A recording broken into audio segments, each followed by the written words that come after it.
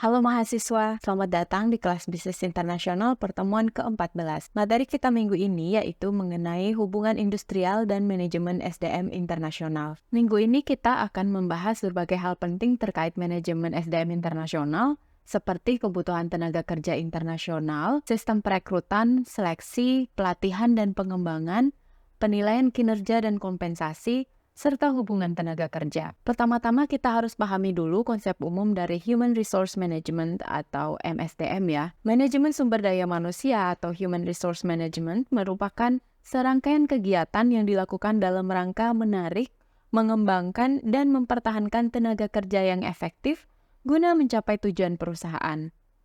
MSDM melibatkan berbagai aspek penting seperti perekrutan, seleksi, pelatihan dan pengembangan, penilaian kinerja, pemberian gaji dan insentif, serta pembuatan prosedur dan kebijakan perusahaan. Kita akan bahas lebih detail mengenai ini dalam slide selanjutnya. Seperti dikatakan sebelumnya, strategi manajemen sumber daya manusia melibatkan serangkaian langkah yang diambil untuk mengelola karyawan dengan tujuan mendukung pencapaian tujuan organisasi secara efektif. Yang pertama, rekrutmen dan seleksi. Strategi SDM dalam rekrutmen dan seleksi bertujuan untuk menarik calon karyawan yang berkualitas dan sesuai dengan kebutuhan organisasi. Proses ini melibatkan identifikasi sumber rekrutmen yang efektif, penggunaan strategi pemasaran untuk meningkatkan citra perusahaan, dan implementasi proses seleksi yang cermat untuk memilih kandidat terbaik. Kemudian yang kedua, pelatihan dan pengembangan. Strategi SDM dalam pelatihan dan pengembangan berfokus pada meningkatkan pengetahuan, keterampilan, dan kemampuan karyawan. Strategi ini mencakup identifikasi kebutuhan pelatihan, penyusunan program pelatihan yang efektif, dan pemberian kesempatan pengembangan untuk membantu karyawan mencapai potensi maksimal mereka. Yang ketiga, penilaian kinerja. Strategi SDM dalam penilaian kinerja melibatkan penggunaan metode dan instrumen yang sesuai untuk mengevaluasi kinerja karyawan secara objektif. Hal ini memungkinkan pengidentifikasian kekuatan dan area perbaikan, memberikan umpan balik yang konstruktif, dan mengembangkan rencana pengembangan yang sesuai. Selanjutnya adalah kompensasi dan manfaat. Strategi SDM dalam kompensasi dan manfaat mencakup pengembangan kebijakan dan praktik yang adil untuk memberikan imbalan yang memadai kepada karyawan. Ini termasuk penetapan struktur gaji yang kompetitif, pemberian insentif dan bonus yang mendorong kinerja tinggi, serta menyediakan manfaat seperti asuransi kesehatan, cuti atau liburan, dan juga program pensiun. Selanjutnya adalah hubungan buruh atau hubungan tenaga kerja. Strategi SDM dalam hubungan tenaga kerja melibatkan pendekatan yang proaktif dalam membangun hubungan yang harmonis antara manajemen dan serikat pekerja atau wakil karyawan. Ini melibatkan komunikasi yang efektif, negosiasi yang adil, dan pemecahan masalah yang konstruktif untuk mencapai kesepakatan yang menguntungkan semua pihak. Strategi SDM ini harus dirancang untuk mendukung pencapaian tujuan organisasi secara keseluruhan. Ini berarti memastikan bahwa kegiatan SDM sejalan dengan strategi bisnis perusahaan dan memberikan kontribusi yang signifikan terhadap pertumbuhan, efisiensi, dan juga keberhasilan organisasi. Selain itu, dalam era digital saat ini, perusahaan perlu menyediakan website yang menarik dan interaktif sebagai bagian dari strategi SDM. Website atau platform yang baik dapat digunakan untuk memasarkan perusahaan kepada calon karyawan, memberikan informasi tentang budaya perusahaan, posisi pekerjaan yang tersedia, dan juga kesempatan karir. Interaktivitas dalam bentuk formulir aplikasi online atau alat komunikasi juga dapat mempermudah proses rekrutmen dan meningkatkan keterlibatan komunitas online. Peran penting atau signifikansi manajemen SDM ini dapat kita lihat dalam beberapa hal. Yang pertama, manajemen SDM memiliki signifikansi yang besar dalam mendukung operasional, keuangan, dan pemasaran perusahaan. Dengan menyusun rencana dan strategi yang tepat, manajemen SDM dapat memastikan bahwa perusahaan memiliki sumber daya manusia yang cukup, berkualitas, dan sesuai dengan kebutuhan organisasi. Ini mencakup perencanaan kebutuhan tenaga kerja, pengembangan program pelatihan yang relevan, dan penerapan kebijakan kompensasi yang adil. Dengan demikian, manajemen SDM berkontribusi dalam mencapai tujuan perusahaan dengan meningkatkan efisiensi operasional, pengelolaan keuangan yang baik, dan juga pemasaran yang efektif. Yang kedua, seleksi, rekrutmen, dan pelatihan sumber daya manusia di lokasi atau negara asing. Dalam situasi di mana terdapat pembatasan visa kerja bagi pekerja di negara asal, manajemen SDM memiliki peran penting dalam seleksi, rekrutmen, dan pelatihan sumber daya manusia di lokasi atau negara asing.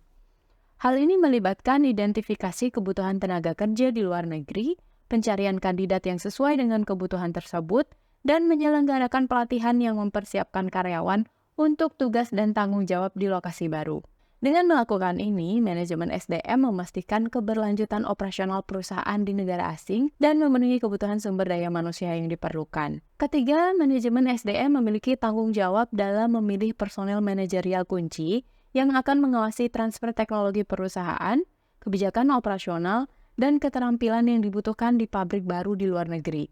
Ini melibatkan identifikasi kompetensi dan pengalaman yang diperlukan, seleksi kandidat yang memenuhi persyaratan tersebut, dan pengembangan rencana pengembangan karir untuk mempersiapkan mereka dalam peran manajerial baru. Dengan melakukan ini, manajemen SDM memastikan bahwa perusahaan memiliki personil yang tepat untuk mengelola operasi di luar negeri dan memaksimalkan transfer teknologi yang sukses. Yang keempat, manajemen SDM bertanggung jawab untuk menentukan kinerja setiap manajer dan karyawan, serta merancang sistem kompensasi yang sesuai. Ini melibatkan penetapan tujuan yang jelas, pengukuran kinerja yang objektif, dan pemberian umpan balik yang konstruktif. Berdasarkan hasil evaluasi kinerja, manajemen SDM dapat menentukan insentif, bonus, atau kenaikan gaji yang pantas diberikan kepada karyawan. Dengan menghubungkan kinerja dengan sistem kompensasi yang tepat, manajemen SDM mendorong motivasi, dedikasi, dan meningkatkan kepuasan karyawan. Yang kelima, mengawasi tingkat pergantian karyawan di pabrik atau cabang negara tertentu. Pergantian karyawan dapat memiliki dampak yang signifikan terhadap operasional dan keberlanjutan perusahaan. Oleh karena itu, manajemen SDM memiliki peran penting dalam mengawasi tingkat pergantian karyawan di pabrik atau cabang di negara tertentu. Hal ini melibatkan identifikasi faktor-faktor penyebab pergantian, evaluasi kepuasan karyawan, dan pengembangan strategi retensi yang efektif. Dengan memahami dan mengelola tingkat pergantian karyawan, manajemen SDM dapat mengurangi biaya yang terkait dengan rekrutmen dan pelatihan kembali, serta mempertahankan pengetahuan dan pengalaman yang berharga di dalam perusahaan. Proses tingkatan kebutuhan staf manajerial internasional dapat melibatkan 3 tahap, yaitu yang pertama, Exporting Department atau Departemen Ekspor. Pada tahap ini, perusahaan memulai aktivitas internasional dengan membentuk departemen khusus yang bertanggung jawab atas kegiatan ekspor. Departemen ini melaporkan kepada pimpinan pemasaran atau pimpinan perusahaan dan fokus pada mengelola kegiatan ekspor. Aktivitas seperti pengiriman produk ke pasar internasional, pemenuhan persyaratan ekspor, dan pengelolaan hubungan dengan pelanggan internasional menjadi fokus utama departemen ini. Pekerja dalam departemen ekspor harus memiliki pemahaman yang baik tentang proses ekspor, regulasi perdagangan internasional, dan strategi pemasaran internasional. Tahap kedua yaitu International Division atau divisi internasional. Pada tahap ini, perusahaan memiliki divisi khusus yang bertanggung jawab atas kegiatan internasionalnya. Namun, masih dapat dihandle oleh pekerja spesialis dengan kemampuan dan pengetahuan pemasaran internasional yang ada di dalam negeri. Divisi ini melibatkan pekerja yang memiliki keahlian khusus dalam pemasaran internasional, strategi ekspansi ke pasar global, dan pengelolaan hubungan bisnis dengan mitra internasional. Mereka bertanggung jawab untuk mengembangkan strategi pemasaran internasional, mengkoordinasikan kegiatan ekspor, serta mengelola distribusi dan penjualan di pasar internasional. Selanjutnya yaitu Global Organization atau organisasi global. Pada tahap ini, perusahaan telah mengembangkan representasi skematik yang mencerminkan bagaimana produk atau jasa yang ditawarkan dibandingkan dengan produk atau jasa pesaing dalam industri tersebut. Perusahaan pada tahap ini beroperasi sebagai organisasi global yang hadir di berbagai pasar internasional. Dalam tahap ini, perusahaan mengelola operasi global yang kompleks dan membutuhkan manajer yang memiliki pemahaman yang mendalam tentang pasar internasional, kebijakan perdagangan global, manajemen rantai pasokan global, serta kemampuan untuk mengkoordinasikan strategi bisnis di berbagai negara. Pada tahap ini, perusahaan dapat memiliki tim manajerial internasional yang bekerja sama untuk mencapai tujuan global perusahaan. Dalam rangka meningkatkan tingkat keterlibatan internasional perusahaan, perubahan dalam kebutuhan staf manajerial ini menjadi sangat penting. Proses tingkatan ini mencerminkan perkembangan perusahaan dalam memperluas kegiatan internasionalnya dan menyesuaikan struktur organisasinya untuk mengatasi tantangan yang terkait dengan ekspansi internasional. Untuk menjadi perusahaan global yang sukses, ada beberapa pengetahuan yang harus dimiliki oleh perusahaan. Yang pertama, product line. Manajer perusahaan global harus memiliki pengetahuan teknik manufaktur terbaru, strategi pesaing, dan peluang penelitian dan pengembangan atau lead bank. Perusahaan perlu memahami tren terkini dalam industri mereka, inovasi produk, dan teknologi yang relevan. Dengan pemahaman yang mendalam tentang produk dan layanan yang ditawarkan, manajer dapat mengembangkan strategi yang kompetitif dan memposisikan perusahaan secara efektif di pasar global. Yang kedua, functional skills. Manajer perusahaan global harus memiliki keterampilan fungsional yang beragam, termasuk akuntansi, logistik, pemasaran, manajemen manufaktur, dan sebagainya. Perusahaan harus memahami prinsip-prinsip dan praktik terbaik dalam setiap fungsi bisnis untuk dapat berkompetisi secara efektif di pasar global. Keterampilan ini membantu dalam pengambilan keputusan yang tepat, perencanaan strategis, manajemen sumber daya, dan pengembangan hubungan dengan pelanggan dan juga mitra bisnis internasional. Yang ketiga, individual country market, artinya manajer perusahaan global harus memiliki pemahaman yang mendalam tentang pasar negara tertentu. Mereka harus memahami hukum dan peraturan yang berlaku, budaya lokal, preferensi dan keinginan pasar, persaingan, dan sistem distribusi yang tepat. Pengetahuan ini memungkinkan manajer untuk mengadaptasi strategi pemasaran, penjualan, dan distribusi sesuai dengan kebutuhan dan karakteristik pasar lokal.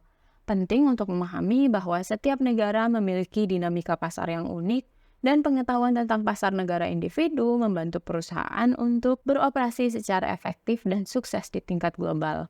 Yang keempat, global strategy. Artinya, eksekutif perusahaan global harus memiliki kemampuan untuk mengembangkan strategi global yang tepat, serta mengontrol dan mengkoordinasi setiap fungsi dan aktivitas perusahaan. Mereka harus memahami tantangan dan peluang yang terkait dengan ekspansi internasional, mengidentifikasi pasar yang menarik, dan mengembangkan strategi yang memungkinkan perusahaan untuk mencapai keunggulan kompetitif.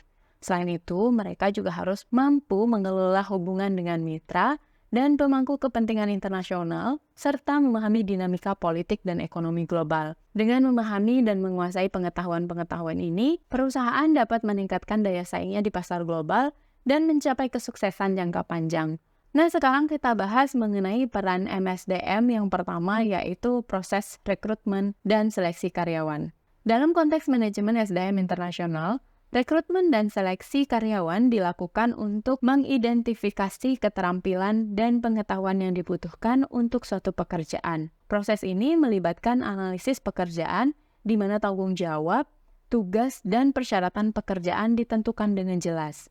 Dalam konteks internasional, proses ini melibatkan pemahaman tentang kebutuhan organisasi di pasar global dan keahlian yang relevan untuk beroperasi secara efektif di lingkungan bisnis internasional. Selain itu, manajemen SDM juga bertanggung jawab untuk menentukan keterampilan dan pengetahuan yang dibutuhkan oleh karyawan agar bisa bekerja di negara asing.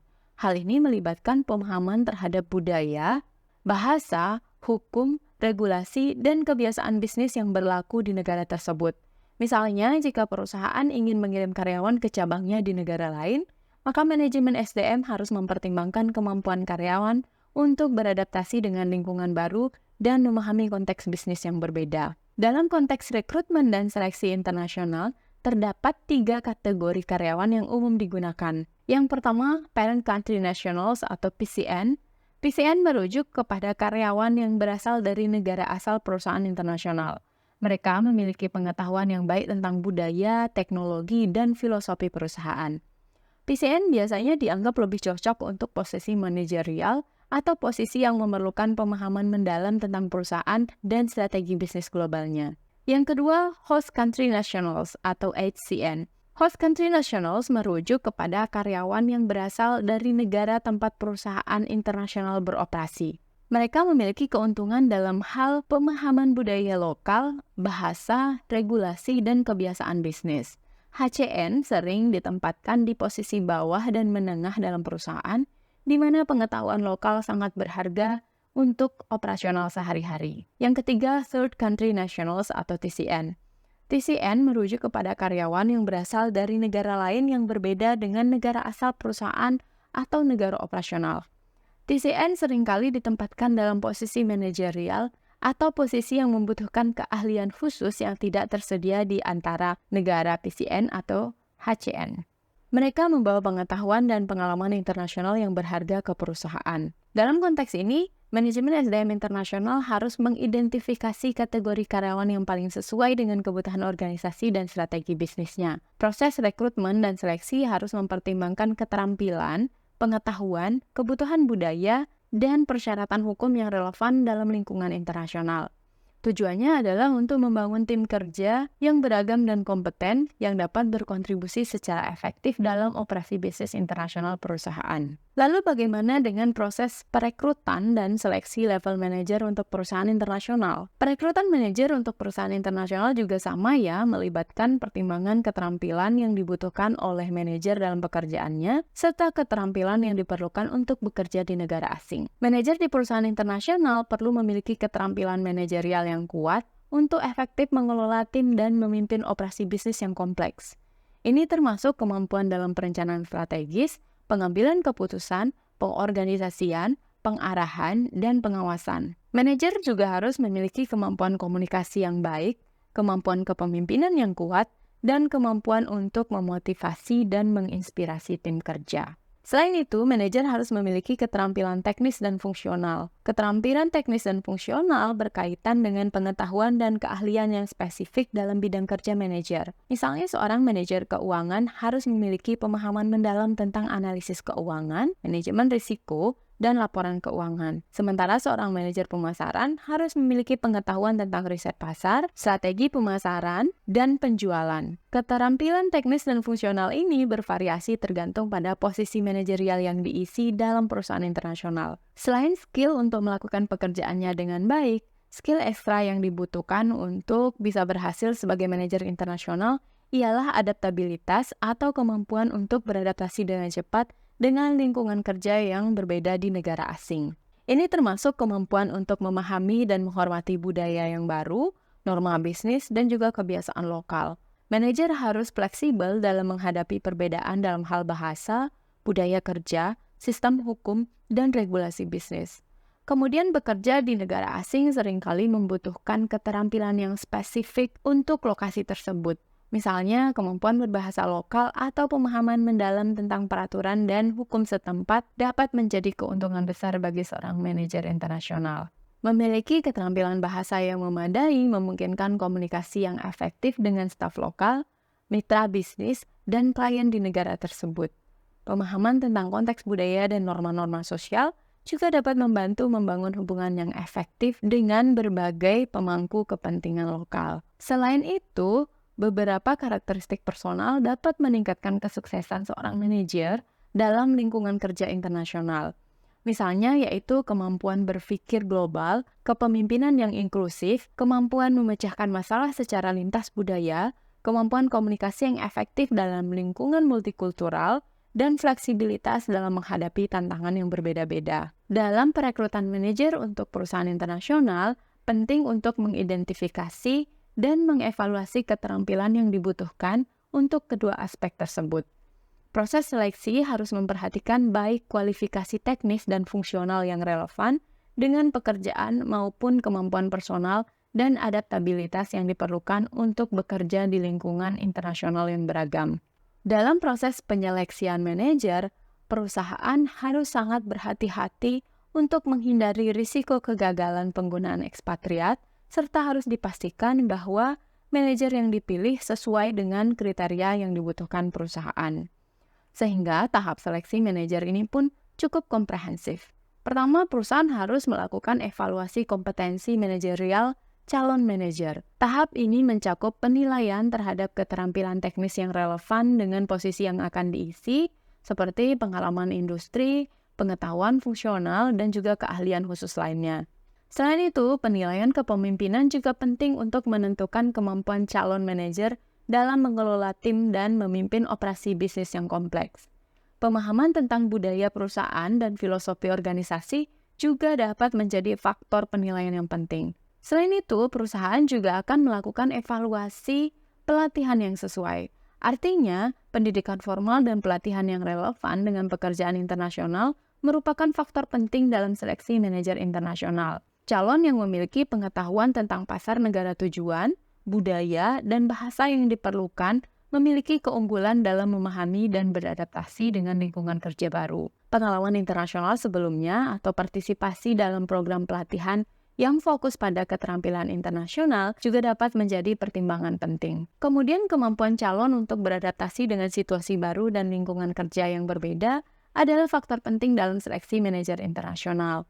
Kemampuan untuk memahami dan menghormati budaya, norma bisnis, dan kebiasaan lokal akan membantu manajer internasional berintegrasi dengan baik dalam tim dan mencapai tujuan bisnis perusahaan. Dalam proses seleksi, dapat dilakukan penilaian terhadap fleksibilitas, toleransi terhadap perbedaan, dan kemampuan untuk berkomunikasi secara efektif dalam konteks multikultural. Proses seleksi yang hati-hati juga harus memastikan bahwa calon yang dipilih telah mendapatkan pengetahuan yang memadai tentang tugas, tanggung jawab, dan tantangan kerja yang akan mereka hadapi di negara tujuan. Perusahaan juga harus memastikan bahwa mereka memiliki kualifikasi, keterampilan, dan kepribadian yang sesuai dengan tugas dan lingkungan kerja di negara tujuan. Dengan memperhatikan kriteria dan proses seleksi yang hati-hati, perusahaan dapat mengurangi risiko expatriate failures dan meningkatkan kemungkinan sukses dalam penugasan manajer internasional. Nah, sekarang kita bahas tentang akulturasi ekspatriat ya. Fase akulturasi ekspatriat mengacu pada perubahan psikologis dan penyesuaian yang dialami oleh seorang ekspatriat selama penugasan di negara asing. Terdapat beberapa fase yang sering terjadi dalam proses akulturasi, seperti fase honeymoon, fase disillusionment, fase adaptation, dan fase biculturalism. Pada fase honeymoon, atau fase yang terjadi pada bulan-bulan awal penugasan di negara asing, ekspatriat mungkin merasa antusias, tertarik dengan budaya baru, dan terinspirasi oleh kesempatan yang baru. Mereka cenderung melihat segala hal dengan cara yang positif dan bersemangat menjalani pengalaman barunya. Pada fase ini, komunikasi dengan anggota keluarga dan kolega dari negara asal seringkali masih berjalan dengan baik, sehingga membantu menjaga tingkat kenyamanan mereka. Yang kedua, fase disillusionment. Pada fase ini, ekspatriat mungkin mulai merasakan stres, kesulitan dalam berkomunikasi, perbedaan budaya yang sulit diatasi, dan tantangan dalam beradaptasi dengan lingkungan baru. Rasa keterasingan, kelelahan budaya, dan masalah praktis seperti kebiasaan makanan, kehidupan sehari-hari, dan perbedaan sistem kerja dapat mempengaruhi kesejahteraan dan motivasi ekspatriat. Ini adalah fase yang sulit dan banyak ekspatriat yang terjebak pada fase ini. Yang ketiga, fase adaptation. Fase adaptation adalah saat di mana ekspatriat mulai beradaptasi dengan lingkungan dan budaya baru. Mereka mulai memahami dinamika budaya, bahasa, dan sistem kerja di negara tujuan. Mereka mungkin mulai membangun hubungan sosial dan profesional yang lebih kuat dengan orang lokal dan rekan kerjanya. Pada fase ini, ekspatriat dapat mengatasi kesulitan awal dan mulai merasa lebih nyaman dalam lingkungan baru. Mereka belajar untuk menavigasi tantangan dan menyesuaikan diri dengan kehidupan sehari-hari serta tugas-tugas mereka. Yang terakhir yaitu fase biculturalism. Pada fase ini, ekspatriat sudah mencapai tingkat yang lebih tinggi dalam adaptasi dan akulturasi. Mereka mampu menggabungkan elemen-elemen budaya dari negara asal dan negara asing dalam kehidupan sehari-hari dan pekerjaan mereka. Mereka merasa nyaman dan mampu beroperasi secara efektif dalam kedua budaya tersebut. Ekspatriat pada fase ini mungkin merasa memiliki kedua identitas budaya dan mampu memanfaatkan keahlian dan pemahaman lintas budaya mereka untuk mempengaruhi dan bekerja dengan orang-orang dari berbagai latar belakang. Sementara sebenarnya kemungkinan ekspatriat untuk lebih sukses dipengaruhi oleh beberapa faktor, seperti kebebasan memilih. Artinya, perusahaan memberikan kebebasan kepada ekspatriat untuk menerima atau menolak penugasan ekspatriat.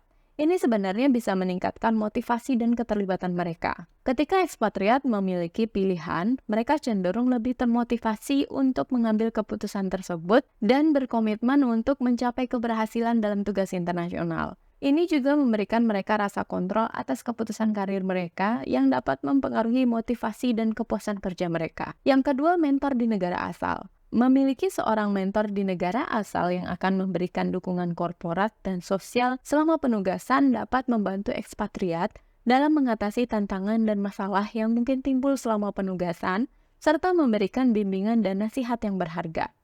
Ini dapat meningkatkan tingkat kenyamanan, kepercayaan diri, dan keterampilan adaptasi ekspatriat.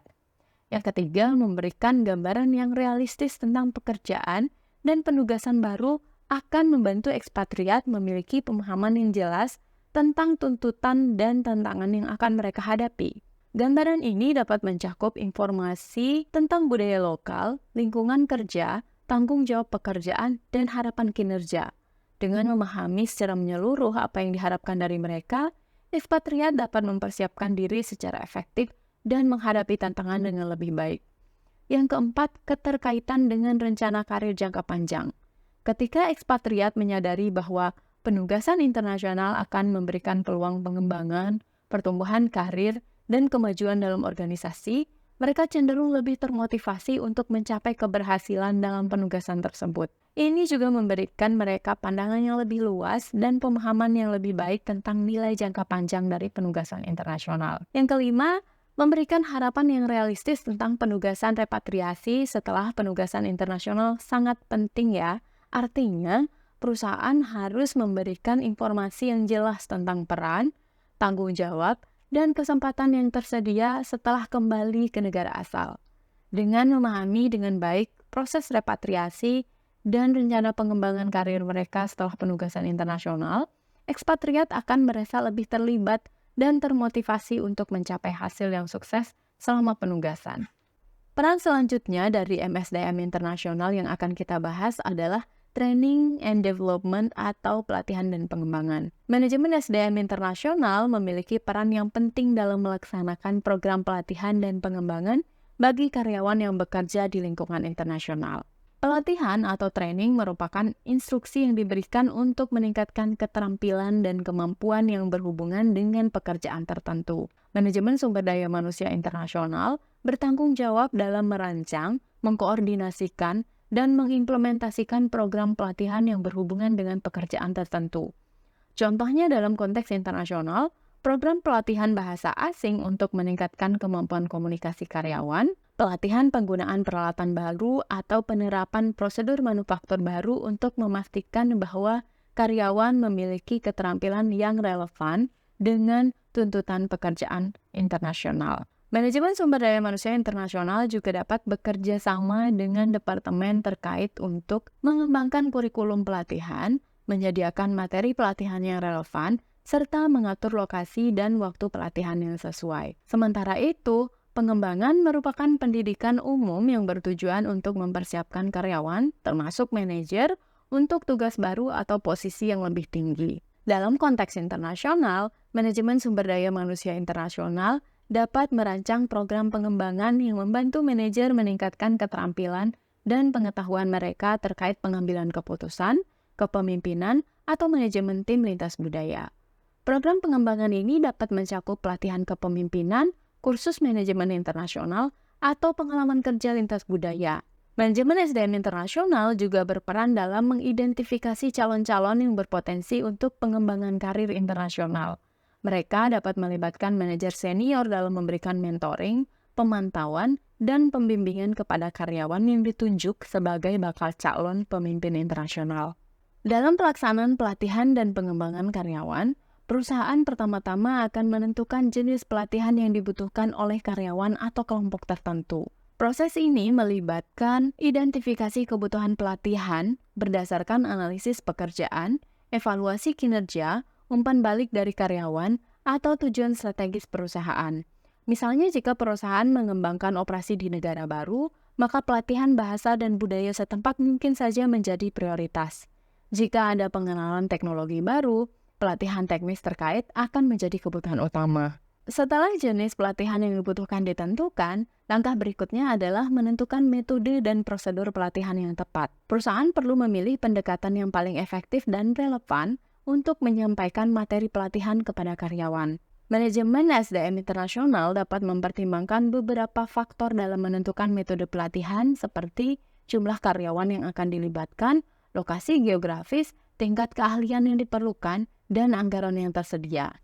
Beberapa metode pelatihan yang umum dipilih adalah pelatihan yang dilakukan secara langsung di tempat kerja, menggunakan materi dan alat yang relevan dengan tugas pekerjaan, pelatihan di kelas atau seminar yang dipandu oleh instruktur atau ahli di bidangnya, kemudian pelatihan daring melalui platform online atau sumber daya digital lain agar memberikan fleksibilitas waktu dan lokasi kepada karyawan, serta pelatihan praktis agar karyawan dapat memiliki pengalaman langsung dan praktik dalam situasi nyata. Misalnya, mereka dapat terlibat dalam simulasi bisnis internasional atau proyek kolaboratif untuk mengembangkan keterampilan praktis dalam konteks internasional. Proses selanjutnya dari manajemen SDM internasional ialah dalam hal penilaian kinerja dan kompensasi. Performance appraisal atau penilaian kinerja merupakan proses evaluasi yang dilakukan oleh manajemen SDM untuk mengukur kinerja individu dalam konteks pekerjaan internasional. Performance appraisal digunakan sebagai alat untuk memberikan umpan balik kepada individu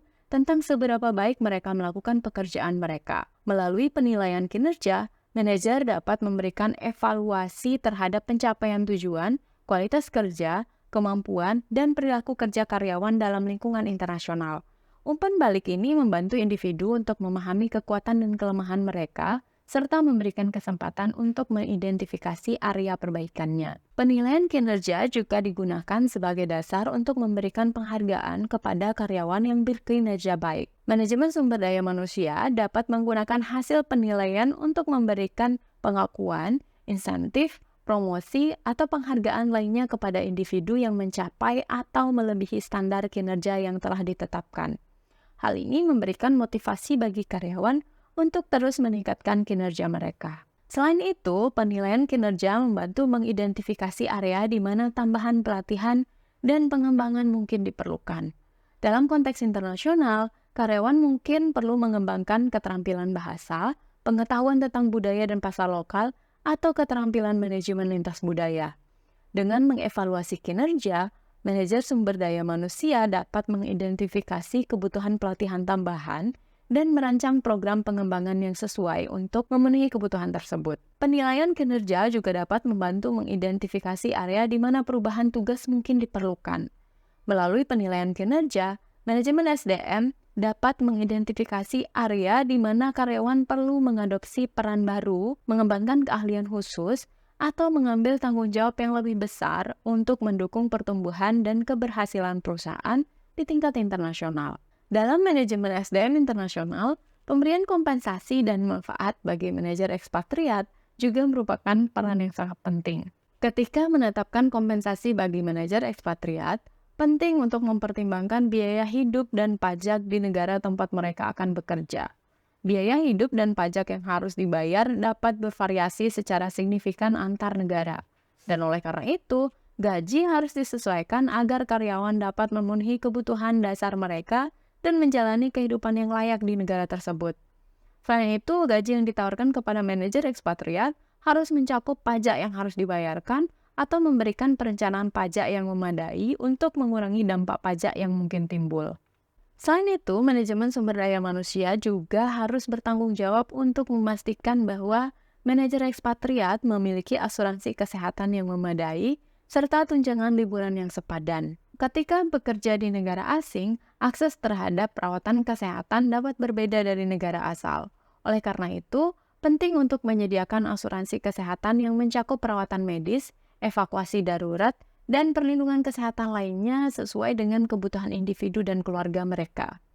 Sementara itu, memberikan tunjangan liburan yang memadai juga menjadi hal yang penting untuk memberikan waktu yang cukup untuk mereka atau untuk manajer kita berkumpul dengan keluarga, berlibur, dan menjaga keseimbangan hidup yang sehat. Sebagai pemimpin dalam perusahaan internasional, penting juga untuk memperhatikan tingkat retention dan turnover karyawan di perusahaannya. Retention dikaitkan dengan upaya perusahaan untuk mempertahankan karyawan yang berharga dalam organisasi. Hal ini penting karena karyawan yang berkinerja tinggi dan memiliki kompetensi yang dibutuhkan memberikan kontribusi signifikan terhadap keberhasilan perusahaan. Peran manajemen sumber daya manusia internasional dalam hal retention adalah mengidentifikasi faktor-faktor yang mempengaruhi kepuasan dan keterikatan karyawan, serta merancang strategi dan program untuk mempertahankan mereka. Ini bisa melibatkan pengembangan program kompensasi dan manfaat yang menarik, peningkatan peluang pengembangan karir, lingkungan kerja yang positif, pengakuan atas prestasi, dan pengelolaan keseimbangan kerja dan kehidupan pribadi. Sementara itu, turnover adalah tingkat di mana karyawan meninggalkan perusahaan.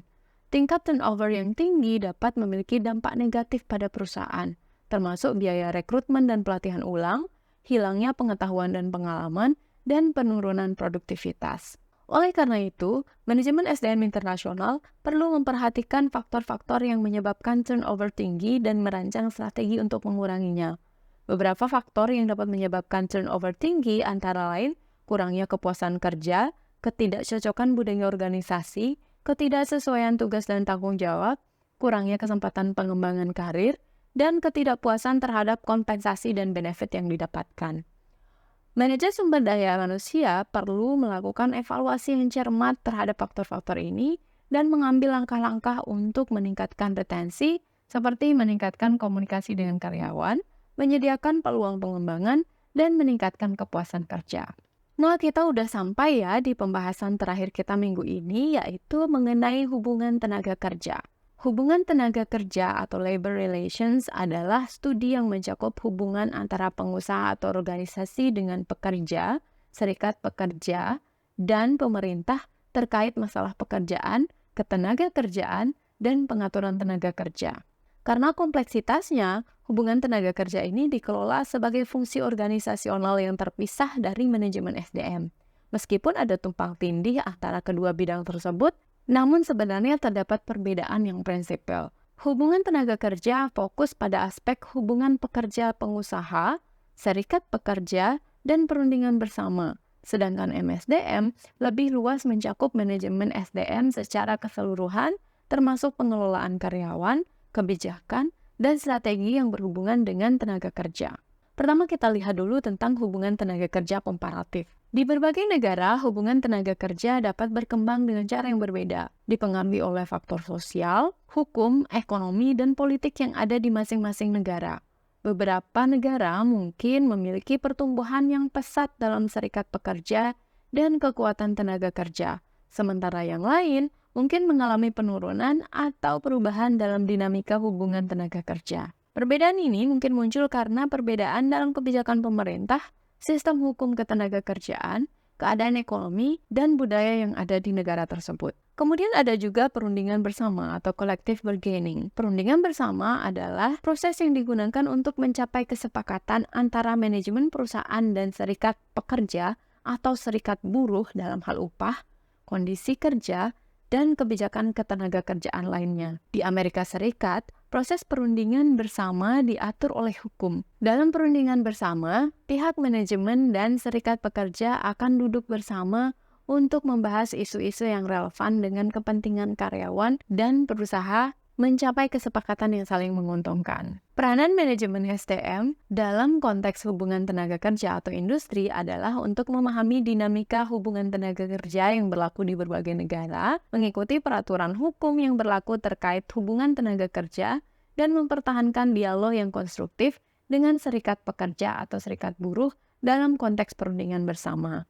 Hal ini membantu membangun hubungan yang harmonis antara pekerja dan pengusaha di lingkungan kerja internasional, serta mempromosikan pengelolaan tenaga kerja yang adil dan saling menguntungkan bagi semua pihak yang terlibat. Baiklah, demikian penjelasan materi kita minggu ini ya. Semoga dapat dipahami dan bermanfaat. Sampai ketemu dalam video-video ajar selanjutnya. Bye-bye!